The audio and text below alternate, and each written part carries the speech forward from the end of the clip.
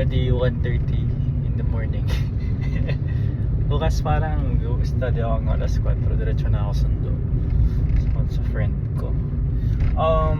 Kanina tinatamad ako super tinatamad ako mag-aaral. Like I was thinking, why should I take a day off, entirely wag pumunta dun sa study place ko. Gagawin ko sana siya, tapos parang nakonsensya ako, parang hindi ko ginawa. And proud ako sa sarili kong I get out of my bed, I still did it, na mag-aaral kahit 3 hours lang, which is my usual hours are 4 hours. So yan, so sometimes there are days that you don't want to do it, but you still do. Nang nag-matter hindi yung oras kung gaano katagal ka nag-aral, kung gaano mo kadaming nag-aral.